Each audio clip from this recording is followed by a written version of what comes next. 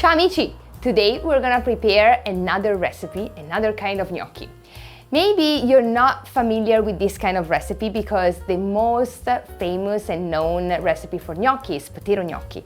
But today we're gonna prepare my favorite ricotta gnocchi because it's the easiest one. So for potato gnocchi, delicious, we have to work a lot. You have to peel the potatoes, cut the potatoes, rice the potatoes into the potato ricer. For ricotta gnocchi, you just need to get some cheese over here, some flour, a little bit of egg, and then it's done. So you just scoop out the ingredients for the containers and you don't have to do any work. Let's check it out. Okay, so what do we need today? We need some 00 flour. We need a little bit of egg, a drizzle of extra virgin olive oil, some ricotta cheese, and parmigiano cheese. So you're gonna go crazy because I'm not measuring anything. I'm just gonna measure everything by eye, exactly as I grew up cooking. But I'm gonna write the ingredients per person underneath the recipe so you can check it out and you can multiply as many people you need to cook for, okay? So let's start with the flour. And you can use a bowl and put all the ingredients together if it's easier for you to keep everything together.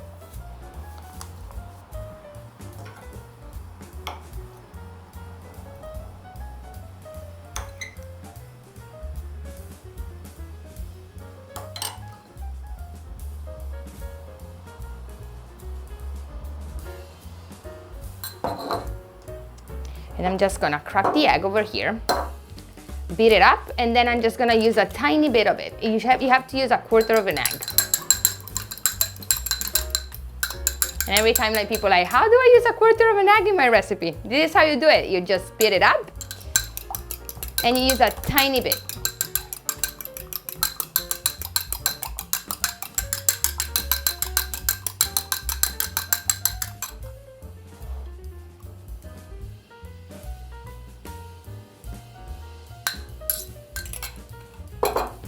And then a drizzle of oil. And now we're gonna combine everything together.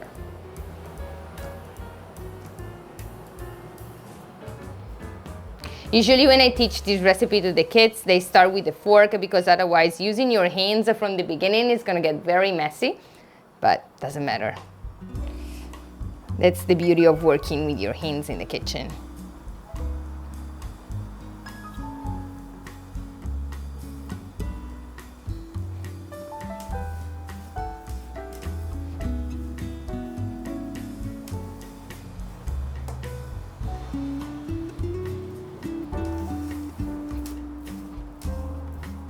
Almost done.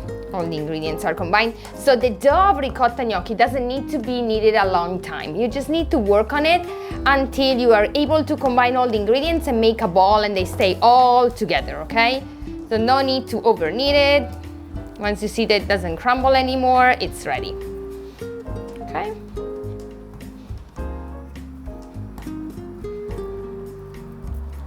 This is what you're looking for, okay?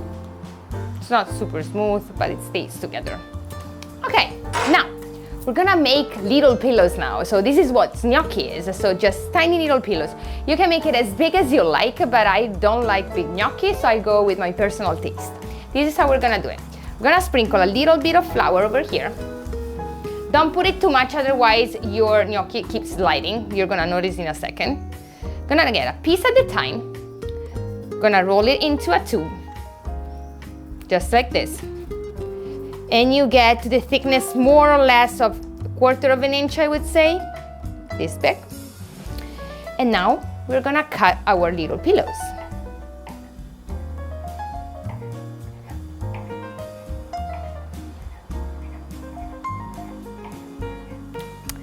Then once your pillows are cut, you're gonna just place it over here, and now you're gonna sprinkle a lot of flour on top so they don't stick all together, okay? And we're gonna keep going. Another two.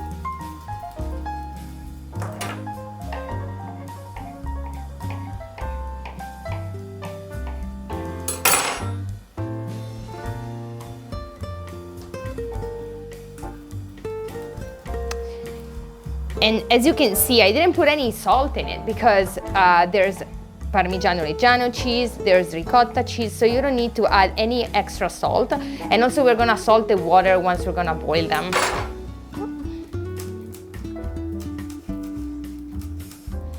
As you can see, you don't have to be precise. Okay, they're handmade, they have to be different. Otherwise, you're cheating.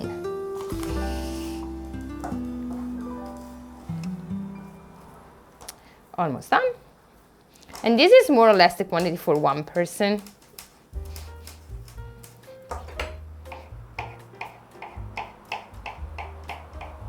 But you can also make them. So if you want to make extra, you can always make extra, but freeze them immediately because otherwise they're gonna turn dark. So you can keep it in the refrigerator for, I would say, no more than 1 day, and then you can freeze them. But it takes 5 minutes to make them fresh, so I don't know how much it's worth it to freeze them.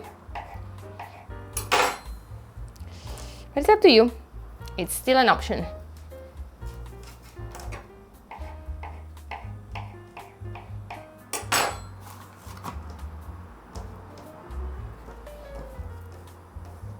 And here it is. Now, let me show you a grandma's trick. So if we want, we can put some ridges on them. How do we do it?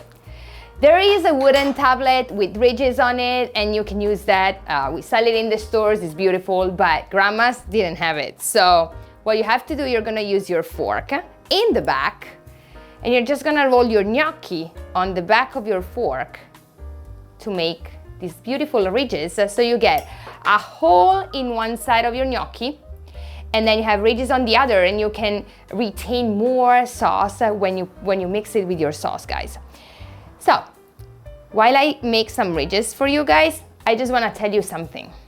I don't know how familiar you are with Italian, but Italian language, I mean. But when you say the word gnocchi, gnocchi is plural already. We don't say gnocchis, it's one gnocco, more gnocchi. The reason why I'm telling you this is because if you're ever gonna come to Italy and you're gonna ask for a panini and you say, hey, can I have a panini? And you want just one, they're gonna ask you how many, because the word panini is plural. If you want one panini, you're gonna say, can I have a panino? And they're just gonna give you one, because it's the singular for the word panini, same as gnocco. Did you know that?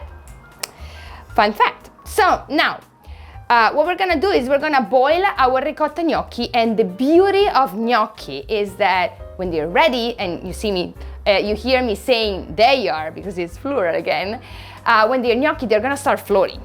And how it works is that you're gonna put them in, and then the tiny one, they're gonna start floating faster than the other one. They're gonna take longer. But what you're gonna do is you're gonna fish them out from the top by the time they are ready. And you're gonna see like 1, 2, 3, 4 floating, and then all of a sudden, all together are gonna come on the top, okay? Let's do it together. Now let's boil our gnocchi, guys. We're gonna just place it inside of the water. Be careful not to splash yourself when you place them in. You can slide them or use the ladle with the hole to place it inside of the water. Then we're gonna give it a stir, and we're gonna wait until they're gonna start floating. And in the meantime, we're gonna prepare our sauce. I call it butter and sage, but then we're gonna add the cheese. So it's kind of an Alfredo sauce with sage, okay? And we're gonna add cooking water if we wanna have extra sauce. So what we're gonna do in the meantime, we're gonna just melt our butter. Put the butter here. And then we're gonna add some sage.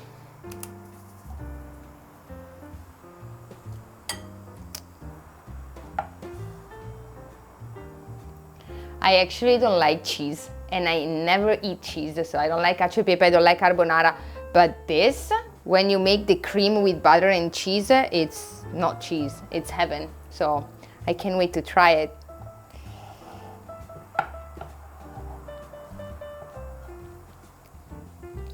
So the tinier the gnocchi, the faster they're gonna start floating, okay? So don't worry if they're gonna take longer than mine. Mine are already here, okay? So I'm gonna just take them out, fish them out, and place it inside of our butter pan.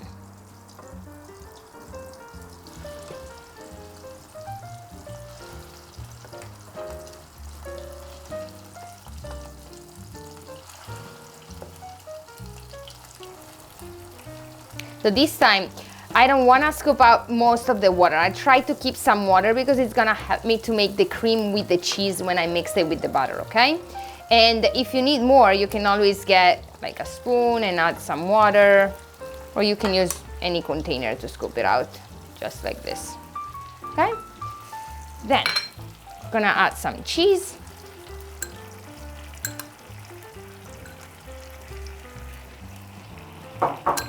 Now we're just gonna stir it.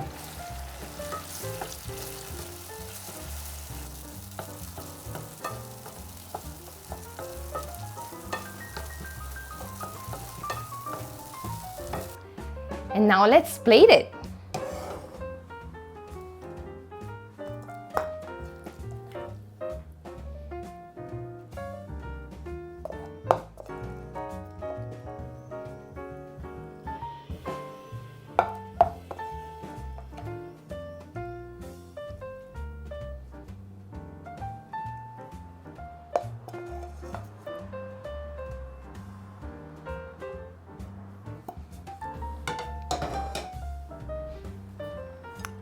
Can't wait to try these delicious gnocchi.